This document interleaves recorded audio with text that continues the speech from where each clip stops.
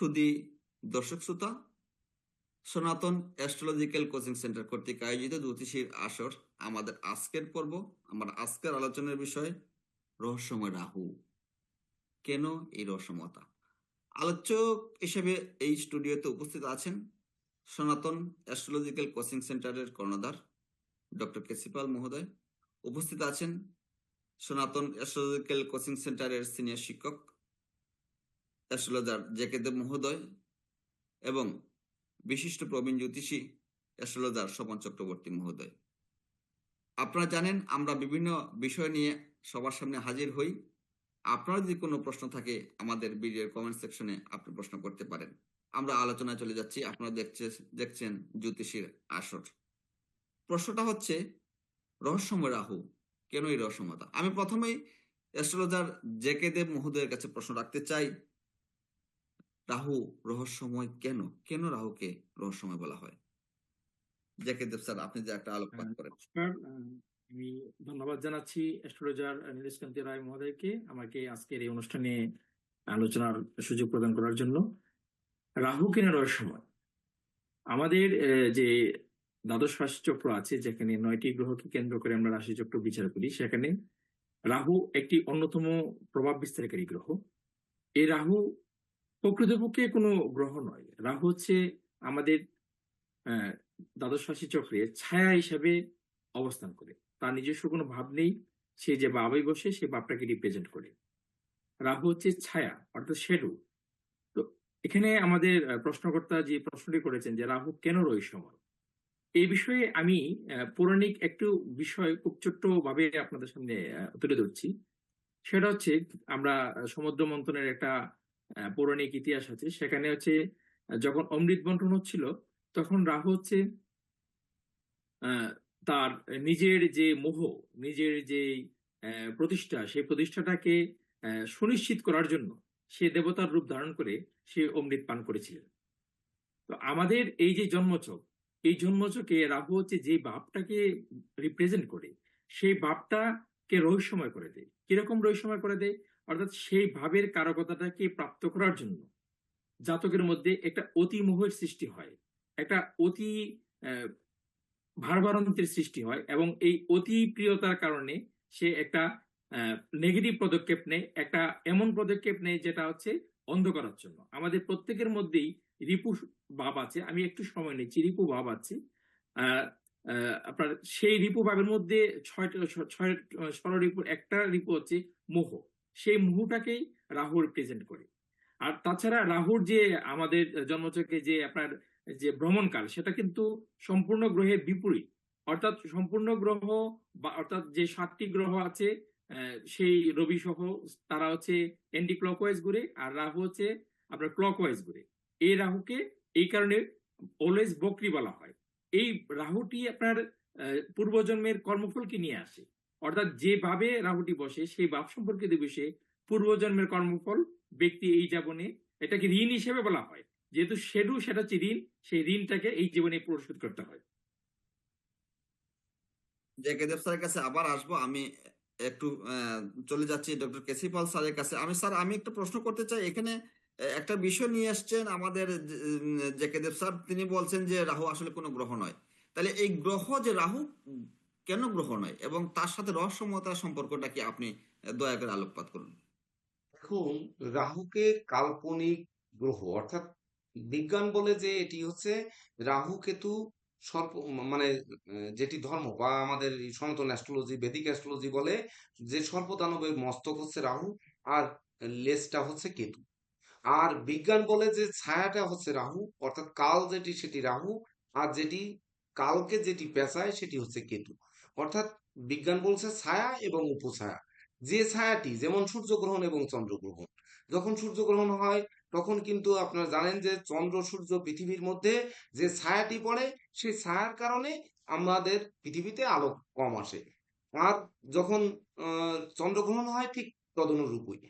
আর জ্যোতিষশাস্ত্র বলে যে সূর্যকে গিলে খাচ্ছে রাহু, চন্দ্রকে গিলে খাচ্ছে রাহু, গ্রাস করছে, তার কারণে তার গ্রাসমান এত ডিগ্রি এত পয়েন্ট হয় গ্রাসমান, এত সময় পর্যন্ত অবস্থান করে, এই সময় কিন্তু উল্লেখ করা থাকে। আপনি পঞ্চাঙ্গে নিশ্চয়ই এই সূর্যগ্রহণের বিষয়, চন্দ্রগ্রহণের বিষয় দেখেছেন।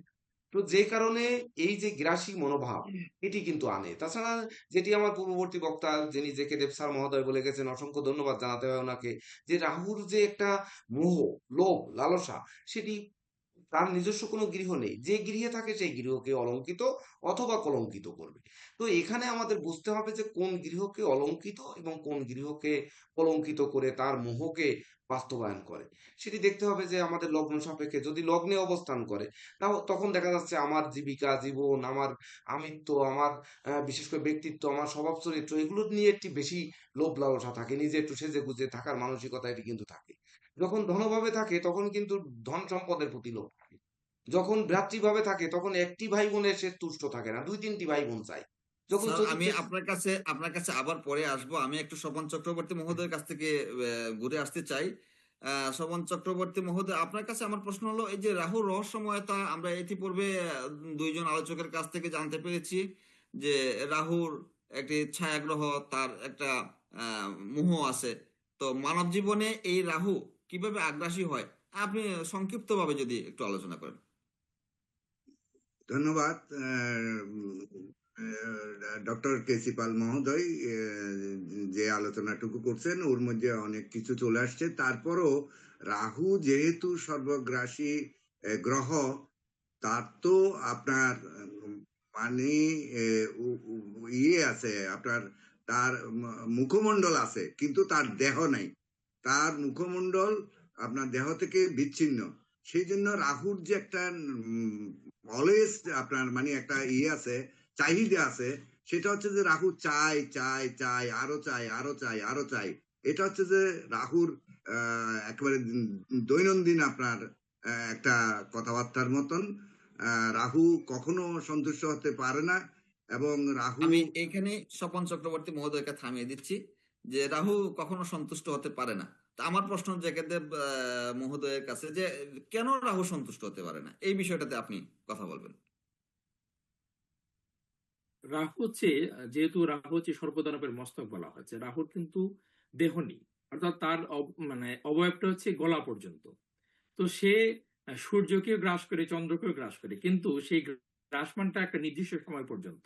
তো যখনই তার গলদগরণ হয়ে সেটা বেরিয়ে যায়, তখন যেহেতু তার উদর নেই, কাজেই তার পেট পূর্ণ হয়েছে বা উদর পূর্ণ হয়েছে, আমরা স্বাভাবিক যে মানবীয় সত্তার দ্বারা আমরা যে জিনিসটা চিন্তা করি আর কি, যে উদর পূর্ণ হলো মানে আমার মস্তিষ্কে একটা সিগন্যাল গুলো যে আমার পেট ভরে গেছে।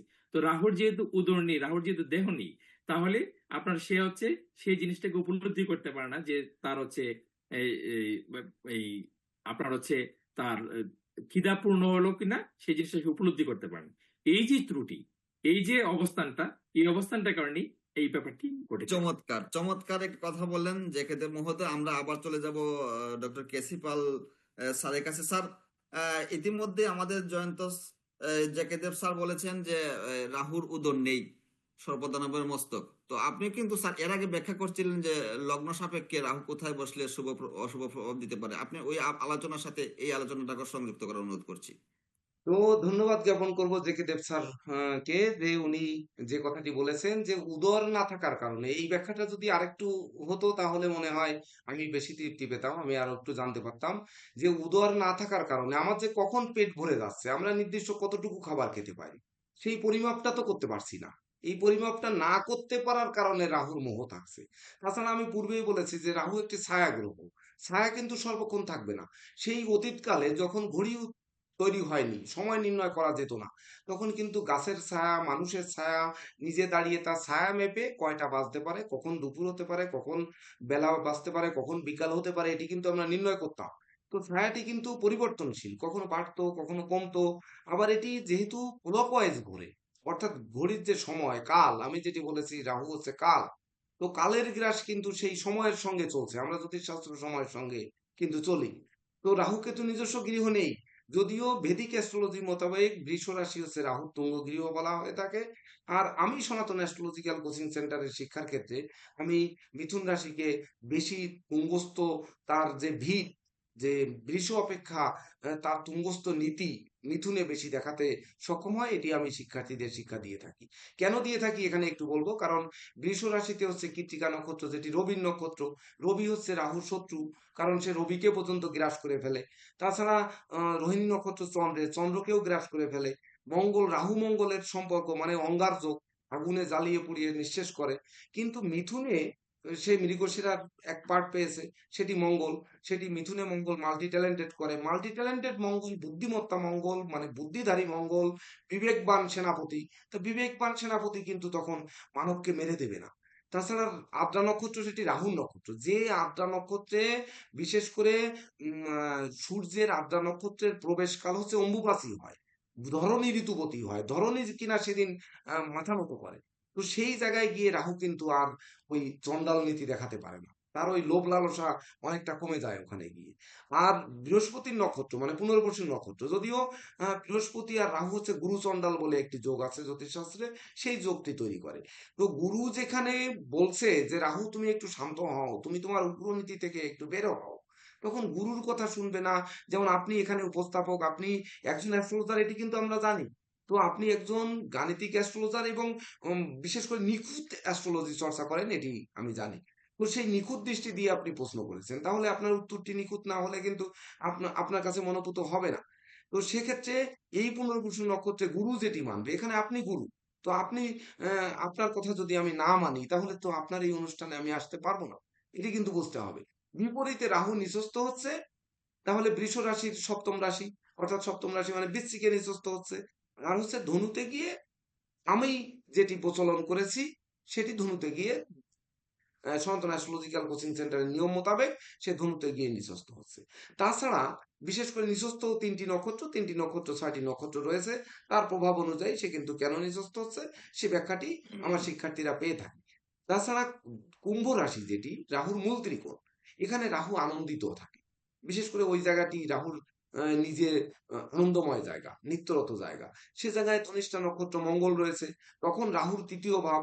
রাহু কিন্তু দৃষ্টি দেয় বিশেষ করে মানে ক্লকওয়াইজ সে দৃষ্টি দেয় পঞ্চম, সপ্তম, নবম এবং দ্বাদশ গৃহে। তো যখন কুম্ভ রাশিতে তুঙ্গস্থ হয়, তখন কিন্তু তার পঞ্চম দৃষ্টি তুলাতে পড়ে। তুলার অধিপতি শুক্র, শুক্র হচ্ছে দৈত্যদের গুরু। আবার যখন কুম্ভতে নিত্যরত রাহু মূল ত্রিকোণে সে যখন সপ্তমে দৃষ্টি দেয়, তখন কিন্তু সূর্যের উপর দৃষ্টি দেয়, তো সূর্যকে সে গ্রাস করে। তাছাড়া তার নবম দৃষ্টি গিয়ে ওই মিথুনে পড়ে, তার তুঙ্গ গৃহে। তুঙ্গ গৃহকে কিন্তু সে ধ্বংস করতে পারবে না, তার ঘর, তার তুঙ্গ ঘর, সেখানে কিন্তু সে ধ্বংস করবে না। আর মিনে গিয়ে তার দ্বাদশ দৃষ্টি পড়ে, তখন গুরুর উপরে দৃষ্টি পড়ে। তা গুরুকে মেরে দেবো আমি আজকে অনুষ্ঠানের উপস্থাপক, আপনাকে আমি মেরে দেবো? তাহলে মেরে দিলে তো আমি পরের দিন আর এই অনুষ্ঠান পাচ্ছি না, অংশগ্রহণ করতে পারছি না। তো রাহু এই যে ধনিষ্ঠা নক্ষত্র থেকে সে নীতি শেখে, ন্যায় নীতি, ন্যায় সেনাপতি হয়।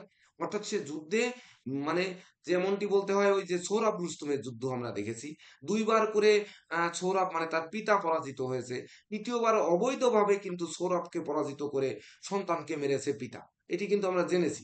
তো ন্যায়ের পথে যদি যুদ্ধ করা হয়, তাহলে ওই কুম্ভীর রাহু ন্যায়ের পথে যুদ্ধ করবে, মঙ্গলের নক্ষত্র ধনিষ্ঠা। আর শতভিসা হচ্ছে নিজের নক্ষত্র রাহু। তাহলে রাহু নিত্যরত নিজের নক্ষত্রে বসবাস করছে, সে কখনো কিন্তু তার অনিষ্ট সাধন করবে না। আর পূর্ব ভাদ্রপদ হচ্ছে বৃহস্পতির নক্ষত্র। তো বৃহস্পতির নক্ষত্রে তো দেবগুরু আমি পূর্বেই বলেছি। আর রাহু হচ্ছে সে দৈত্যদের গুরু। তাহলে দৈত্যদের গুরু সে তো লুকিয়ে গিয়ে অমৃত পান করে, যেটি জেকে দেব স্যার বলে গেছেন যে অমৃত পান করে অমরত্ব লাভ করেছে। কিন্তু ভগবান বিষ্ণু সুদর্শন চক্র দ্বারা গলা কেটে দেওয়ার কারণে তার উদর নেই, তার জন্য সে কতটা খায় সে বুঝতে পারে না, তার পেটের ভিতর কতটা যায়। কিন্তু মুহূর্তের মধ্যে যেহেতু গলার থেকে ধড় নেই, পেট নেই, তার জন্য মুহূর্তে সূর্যগ্রহণ, চন্দ্রগ্রহণ আবার কিন্তু মুক্ত হয়ে যায়। তো যে এই জন্য রাহুর লোভ, রাহুর লালসা, রাহুর যে আহ মোহ, এটি দীর্ঘস্থায়ী হয় না। তবে একটি কথা কিন্তু বলবো যে রাহুর অবস্থান অপেক্ষা রাহুর দৃষ্টি বেশি ভয়ঙ্কর হয়। কারণ রাহু যদি চোখ দিয়ে দেখে, যেমন একটি সন্ত্রাস, আপনি সন্ত্রাস বা নেশাখোরের সাথে বসবাস করতে পারবেন। বসবাস করলে বড়জোর কি করবে? আপনাকে নেশা করা শিখাবে। আর বড়জোর সন্ত্রাসের সাথে বসবাস করলে আপনার হাতে অস্ত্র তুলে দেবে। কিন্তু যদি ওই সন্ত্রাসীর দৃষ্টি পড়ে, তাহলে কিন্তু আপনাকে পুরো ট্রিগার টেনে দেবে। অর্থাৎ এটি আমরা কিন্তু মাথায় রাখবেন। স্যারের কাছে আবার ফিরবো স্যারের আলোচনা, মনোমুগ্ধর আলোচনা আমরা আরেকটু বিশেষভাবে শুনবো। তার আগে আমি একটু স্বপন চক্রবর্তী মহোদয়ের কাছে প্রশ্ন রাখতে চাই যে মানব জীবনে রাহুর শুভ অশুভ প্রভাব আছে, ইতিপূর্বে আমরা আলোচনা যাচ্ছি। আপনি শুধু সংক্ষিপ্তভাবে বলবেন যে অশুভ প্রভাব কোন দিক থেকে অশুভ প্রভাবটা নিয়ে আসতে পারে, এই বিষয়টার উপর আপনি আলোকপাত করেন। দেখেন, খুব সুন্দর একটি প্রশ্ন। এই জন্য আপনাকে ধন্যবাদ।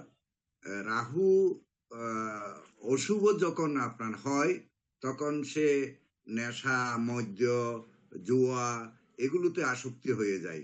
এবং রাহু যদি আপনার পীড়িত থাকে, বা রাহুর দৃষ্টি যদি আপনার গ্রহের উপর থাকে বা পড়ে, তাহলে তার জীবনকে তছনছ করে দেয়। ধন্যবাদ, ধন্যবাদ স্বপন চক্রবর্তী মহোদয়। আমি একটু জেকেদেব স্যারের কাছে আসতে চাই। জেকেদেব স্যার, আপনি এই বিষয়টা আমাকে বলবেন যে রাহু তো আগ্রাসী, তার কখনো স্যাটিসফ্যাকশন নাই, কিন্তু তার এই যে স্যাটিসফ্যাকশন না থাকাটা, তার যে তৃপ্তি না থাকাটা কখনো কি মানব জীবনে ভালো ফল বয়ে আনতে পারে না? যদি পারে তাহলে কোন দিক দিয়ে পারে, এটা আপনি একটু ব্যাখ্যা করবেন প্লিজ। দেখুন, হ্যাঁ, রাহুর এই আগ্রাসী মনোভাবটা ব্যক্তি জীবনে অবশ্যই শুভ প্রভাব নিয়ে আসতে পারে। সেটা কখন পারে, আমরা যদি জন্মছকে একটু রাহুর অবস্থানটাকে একটু বিশ্লেষণ করে আমরা সেটা ব্যাখ্যা করি, তাহলে আমরা আরো বিশদভাবে সেটা অনুধাবন করতে পারবো।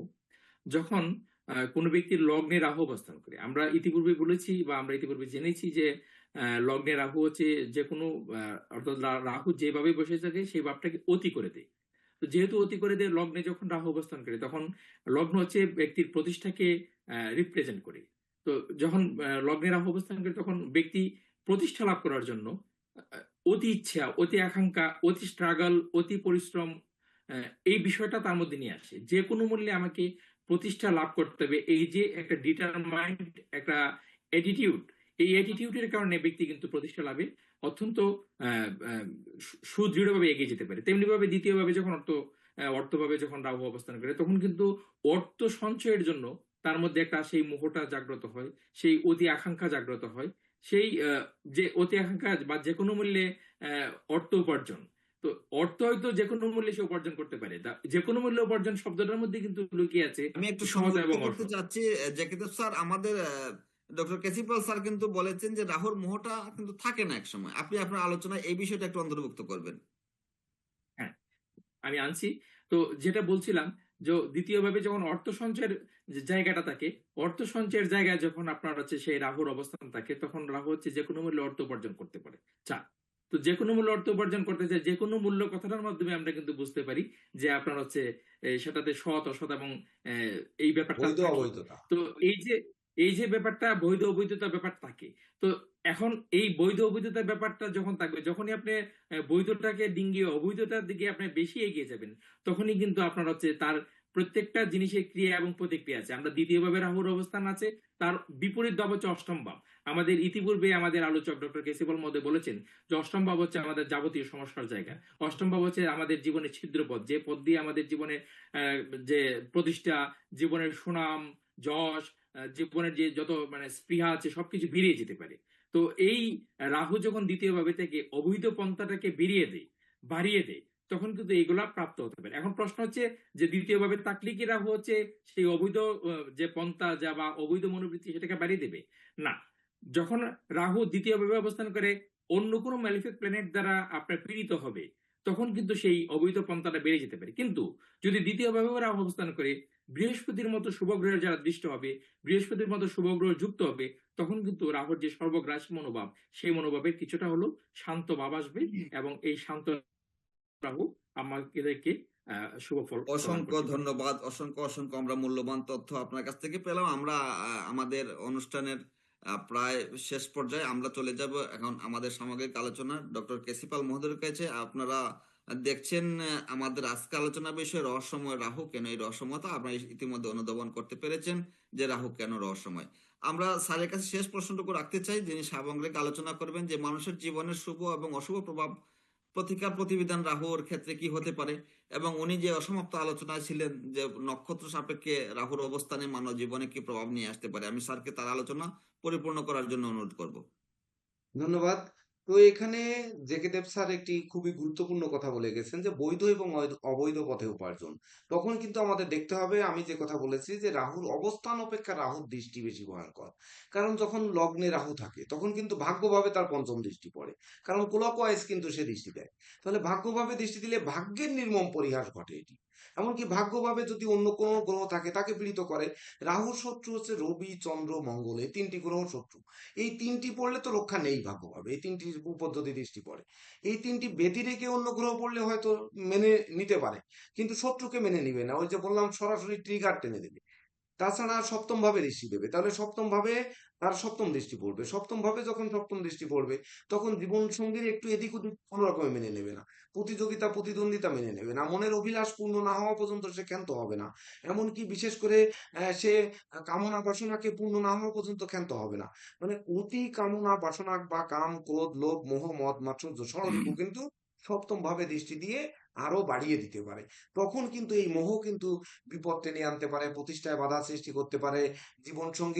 জীবনসঙ্গীকে প্রতিষ্ঠিত করার জন্য লাখ লাখ টাকা বা অর্থ নষ্ট করতে পারি, তার কর্ম পাওয়ার জন্য ঘুষ দিতে পারি, সে ঘুষ টুস ডুবে যেতে পারে কিন্তু। তাছাড়া তার নবম দৃষ্টি কিন্তু তখন পঞ্চম ভাবে পড়ে। তখন কিন্তু বিদ্যার জায়গা পঞ্চম ভাব, উচ্চ শিক্ষার জায়গা, পিতা মাতার জায়গা, বিশেষ করে পিতা পুত্র সন্তানের জায়গা, সে জায়গায় কিন্তু আঘাত সৃষ্টি করবে। তো তখন বিশেষ করে আপনি কি যদি চান যে পিতাকে শিক্ষা দেবেন, তাহলে তাহলে কি হবে? পিতা মাতার কাছ থেকে তো আমরা মায়ের কাছ থেকে মাতৃভাষা প্রথম শিক্ষা নেব, সেটি কিন্তু হবে না, অর্থাৎ ওখানে মাতব্বরি করবে।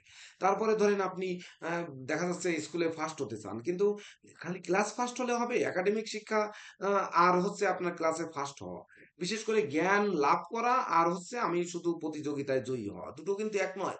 তো যখন রাহু প্রতিযোগী গ্রহ, অপ্রতিদ্বন্দ্বী গ্রহ, তখন সে চাবে আমি জিপিএ 5 পাবো। কিন্তু জিপিএ 5 পেলেন, দেখা গেল ইন্টারভিউতে যে টিকলেন না। অর্থাৎ ইন্টারভিউতে যে আপনি শিক্ষা গ্রহণ করেননি, শুধু একাডেমিক শিক্ষা গ্রহণ করেছেন, কিন্তু আপনি সভ্য সমাজে বসবাস করার মতো বিশেষ করে আপনার জীবনের সেই যে শিক্ষার দরকার সেগুলো কিন্তু আপনি করতে পারেননি।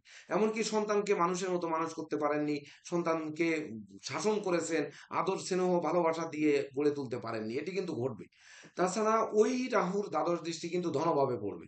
তখন আপনি ওই যে যক্ষিত ধন, মানে বিশেষ করে অতি যত্ন করে যখন জিনিস রাখবেন, আপনি দেখবেন চোর আসছে, স্বর্ণটা নিয়ে যে লুকাই, বেশি লুকাতে গিয়ে তখন সামনের পরে লুকিয়ে ফেলবেন, এমন জায়গায় লুকাবেন আপনি নিজেই ধরা পড়ে যাবেন। তখন কিন্তু ওই দ্বাদশ ভাবের ব্যয় ভাব, বিশেষ করে আমার ধনভাব, দ্বাদশ দৃষ্টি, তখন আমার ধন কিন্তু আকস্মিক বেরিয়ে যাবে। অর্থাৎ নিজের কারণে আমি আহ, সঠিক জায়গায় বিনিয়োগ করতে পারছি না, সঠিক ব্যাংকে রাখতে পারছি না, ব্যাংক বন্ধ হয়ে যাচ্ছে, অথবা চুরি হয়ে যাচ্ছে, ধন ক্ষয় হচ্ছে, অথবা বিশেষ করে দলিল করতে যে জমি জমা কিনতে যাচ্ছি, বাড়ি কিনতে যাচ্ছি, গাড়ি কিনতে যাচ্ছি, টাকা পয়সা দিলাম, কিন্তু আমরা রেস্টই পেলাম না, তখন ওই টাকা ওখানে মারি গেল, এমন ঘটনা কিন্তু ঘটবে। তো বিশেষ করে এই ক্ষেত্রে আমরা এই জ্যোতিষশাস্ত্রে একটি আহ, বিশেষ করে আমরা অপপ্রয়োগ যেটি দেখি, যে রাহু, আমি বলেছি রাহুর অবস্থান যেমন সে গ্রাসী করে তোলে সেই ভাবকে, যেভাবে থাকবে সেটি নবম ভাবে থাকলেও কিন্তু ভাগ্যের যে লোভ, যে ভাগ্য লক্ষ্মীকে আমি জোর করে আমার ঘরে বসিয়ে রাখবো, এটি কি জোর করে বসিয়ে রাখা যাবে? আচারে লক্ষ্মী বিচারে পণ্ডিত। তাহলে আচার দিয়ে লক্ষ্মীকে বসতি দিতে হবে, আর বিচার করে আমার পণ্ডিত হতে হবে। যেমন আপনি ন্যায় বিচারক অ্যাস্ট্রোলজার নীরজ কান্তি রয়, আপনি ন্যায় বিচারক, ন্যায়ের পক্ষে প্রশ্ন করেছেন। আপনি যদি অন্যায় পথে যান, তাহলে কিন্তু ওই রাহু ছেড়ে কথা বলবে না, সেটি কিন্তু বুঝতে হবে। অর্থাৎ ন্যায় অন্যায় বিচার কিন্তু সে করতে শিখাবে। তখন আমরা কি করি? এই রাহুর প্রতিকার গোমেদ রত্ন, যেহেতু মূল্য কম এবং সহজলভ্য, সহজে বাজারে পাওয়া যায়, আমরা গোমেদ পড়ি। তখন এই অপ্রতিদ্বন্দ্বী গ্রহ কিন্তু ওই রাহু যেখানে থাকে সে শক্তি পায়। যখন সে খাবার পাবে, আপনার যদি ক্ষুধা পায়, এখন খাবার খেলে আপনি এনার্জি পাবেন না, তো ওই রাহুর গোমেদ পড়লে তখন কিন্তু রাহু এনার্জি পাবে। তো রাহুর কারণে চন্দ্রগ্রহণ সূর্যগ্রহণ হয়, গিলে ফেলে তাদের। এমনকি তার পেট কখন ভরে সে জানে না, সে শুধু খেতেই থাকে খেতেই থাকে, আর তার দৃষ্টি আরো বেশি ভয়ঙ্কর। তখন যে পঞ্চম ভাব, নবম ভাব, সপ্তম ভাব, ধনভাবে যে দৃষ্টিটা দেয়, তখন সেই ভাবগুলোকে, ধনভাবকে, ধন সম্পদ যদি না থাকে আপনি কি করবেন? বিদ্যা যদি না থাকে, বুদ্ধি যদি না থাকে, জ্ঞান যদি না থাকে, গরিমা যদি না থাকে, সূক্ষ্মতা যদি না থাকে, একা আপনি কি করবেন? আবার দাম্পত্য জীবন, ঘরে যদি সুখ শান্তি না থাকে, দাম্পত্য সুখ শান্তি না থাকে, সন্তান সন্ততি নিয়ে সুখ শান্তি না থাকে, আপনি কি করবেন? আবার ভাগ্যের জায়গা যদি ভাগ্যের বিড়ম্বনা হয়, জোর করে ভাগ্য লক্ষ্মীকে ঘরে বসাতে চান, সেটি যদি সেখানে লক্ষ্মী তো আপনাকে উল্টে অলক্ষ্মী এসে বাসা বাঁধবে। তো অলক্ষ্মী যদি ঘরে আসে, তাহলে আপনার জীবনে কিন্তু আর কিছু থাকবে না। এটি কিন্তু বুঝতে হবে। তো আমরা ওই ক্ষেত্রে রাহুর প্রতিকারের ক্ষেত্রে যেন অবশ্যই অবশ্যই সামাজিকতা, ন্যায়নিষ্ঠা, সৎ জ্যোতিষ, অভিজ্ঞ জ্যোতিষ যারা সঠিক বিচার বিশ্লেষণ করতে পারে, এটি যদি বিচার বিশ্লেষণ না করি, আমরা যদি এই কমের যত্ন ধারণ করতে করি, তাহলে কিন্তু আমাদের জীবন, বিশেষ করে ওই যে রাহুর অবস্থান এবং দৃষ্টিগত জায়গা ক্ষত করে আমাদের জীবনকে পঙ্গু করে দিতে পারে। শুধু দর্শক, আমরা একটা মূল্যবান জিনিস এইখানে স্যারের আলোচনা থেকে জানলাম যে রাহুর প্রতিকার এবং প্রতিবিধান করতে গিয়ে চট করেই বিভিন্ন কারণে গুমেদের ব্যবহার করা যাবে না। আপনারা বোধহয় নিশ্চয়ই এতক্ষণ অনুধাবন করতে পেরেছেন যে এই রাহু কেন রহস্যময়, রাহুর এই রহস্যময়তা কেন। আপনারা বিস্তারিত আলোচনা শুনলেন। আমাদের আজকে যারা আলোচকবৃন্দ আছেন তারা চমৎকারভাবে আপনাদের সামনে উপস্থাপন করার চেষ্টা করেন। আমি স্যারকে লাস্ট একটা প্রশ্ন করতে চাই, যদি এক কথায় বলতে চাই স্যার, যে রহস্যময় রাহু কেন এই রহস্যময়তা, আপনি যদি এক বাক্যে এটার আনসারটা দেন তাহলে আমাদের দর্শকদের জন্য সুবিধা হবে। দেখুন স্যার, আমি কিন্তু বলেছি যে এটি ছায়া, ছায়া সবসময় রহস্যই থাকে। আপনি নিজের ছায়া নিজে কখনো অতিক্রম করতে পারবেন না, কখনো। আপনি দেখেন সূর্যের দিকে দৌড়ে দেখেন, মানে সূর্যের বিপরীতে দৌড়ে দেখেন, আপনার ছায়াকে টপকাবেন, আপনি টপকাতে পারবেন না। অর্থাৎ রাহুকে ভেদ করে আপনার যাওয়ার কোনো সুযোগ নেই। জ্যোতিষশাস্ত্রের সকল গ্রহকে অতিক্রম করা গেলেও রাহুকে অতিক্রম করা যাবে না। তার জন্য রাহু কেতু তো উল্টো দিকে ঘোরে, এন্টিক্লকওয়াইজ 7টি গ্রহ করে, যেটি জেকে দেব স্যার বলে গেছেন। আর উনরা কিন্তু উল্টা পথে চলে এবং অলওয়েজ বকরি থাকে।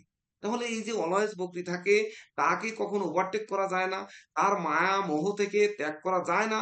আর মানুষ তো মানুষ, যার মান আছে, যার হুঁশ আছে, সেই মানুষ। তো আমরা মানুষ, আমরা কেমনে এর মায়া থেকে আমরা দূরে যাব? দর্শক, আপনারা নিশ্চয়ই বুঝতে পারলেন রাহু কেন রহস্যময়।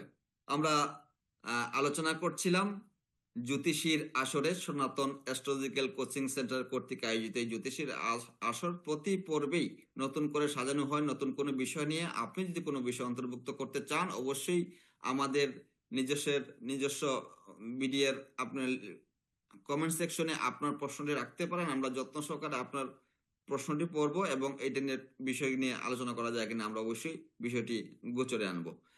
আপনাদের সবাইকে ধন্যবাদ। সনাতন অ্যাস্ট্রোলজিক্যাল কোচিং সেন্টার একটা একাডেমিক জ্যোতিষ শিক্ষা প্রতিষ্ঠান। আপনারা যারা এখানে শিক্ষা গ্রহণ করতে চান তারা অবশ্যই স্ক্রিনে দেখানো নাম্বারে যোগাযোগ করবেন। অবশ্যই আপনারা এখান থেকে সঠিক এবং সৎ এবং যোগ্য জ্যোতিষী তৈরির কারখানা হিসেবে এটা প্রতিস্থাপিত হবে। তো আজকে যারা আলোচনা অংশগ্রহণ করলেন, আমি আলোচকবৃন্দকে আমার এই অনুষ্ঠানে উপস্থিত থাকার জন্য অত্যন্ত কৃতজ্ঞতা এবং অসংখ্য ধন্যবাদ জানাচ্ছি। সাথে সাথে যারা দর্শক এই ভিডিওটি দেখেছেন তাদেরকেও আবারও অসংখ্য কৃতজ্ঞতা জানিয়ে আজকে অনুষ্ঠান এখানে শেষ করছি। ধন্যবাদ সবাইকে। নমস্কার। ধন্যবাদ আপনাকেও অসংখ্য নমস্কার স্যার। ধন্যবাদ একটি সুন্দর অনুষ্ঠান আমাদেরকে উপহার দেওয়ার জন্য।